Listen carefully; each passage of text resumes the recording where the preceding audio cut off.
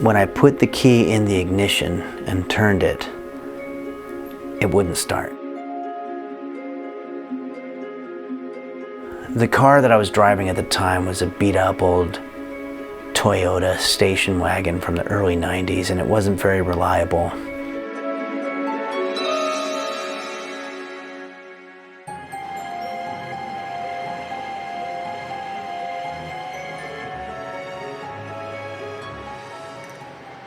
I'd been driving all night and I was just so tired, and I remember wanting to stop and go to the bathroom and maybe get a cup of coffee or whatever, and anywhere you looked there was just fucking nothing. And I finally saw a sign that said Samuel Dinsmoor's cabin home or some shit.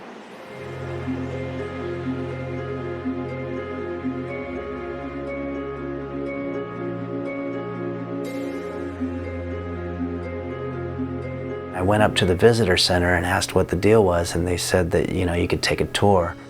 So I thought, well, maybe this will kill the monotony a little bit, so I went ahead and paid the $15 or whatever.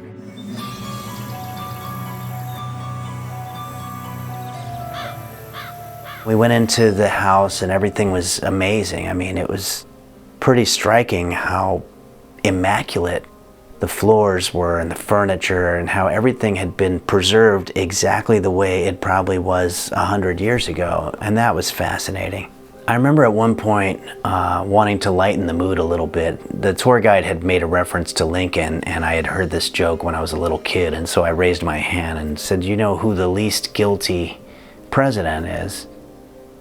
And he's like, I don't know what. And I said, "Lincoln." Because he was in a cent.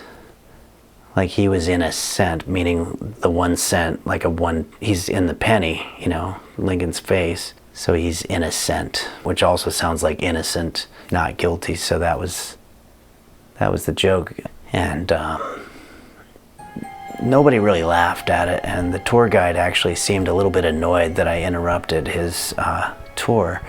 And so we were kind of at odds from that point moving forward. One of the ladies who was also on the tour asked some of the people around her something to the effect of, "Do you guys smell dog shit?"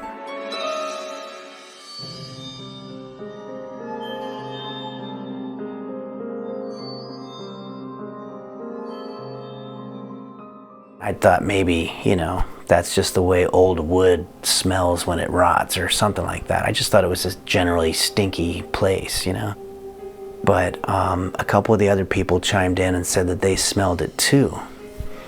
Well, people started looking at their shoes to see if they had something on it, and when I picked up my right shoe, I looked and I noticed that there was dog shit on the shoe. And I kind of freaked out, and then I picked up my other shoe, and the other one was even worse. Like the rim of my pant leg, it was literally like as though I was just wading my feet in some giant pool of shit or something like that. And while I was picking up my shoe, that lady pointed at me and she just went, "It's him, it's him," like that. And everybody was looking at me, and I turned around, and the entire spiral staircase that we had walked up, you could see footprints.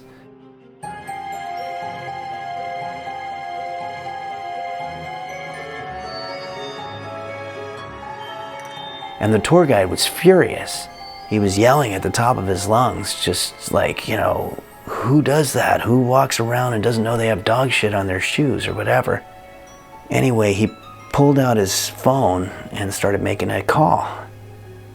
And that's when I knew that I was probably going to be in some kind of trouble for this. Without hesitating, I started going down the spiral staircase, went to the front door, and there was a lady standing there with a clipboard. And she was pointing at the dog shit on the floor, and she said, "Do you know who did this?" And I said, "No, I have no idea." And I just brushed past her and just went straight to my car. This part, the details get a little bit hazy, but to the best of my knowledge, I remember putting the key into the ignition and turning it, and nothing happened.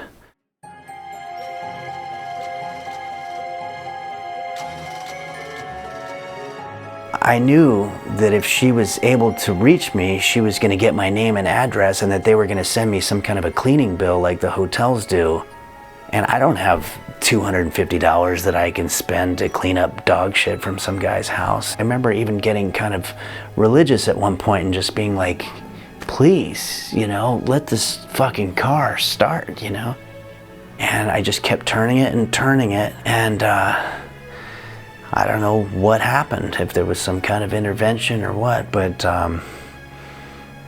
finally I turned the key and the car started.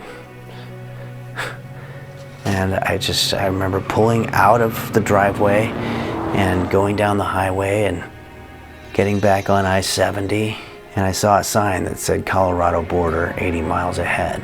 And that's the first time that I knew that I was going to be okay.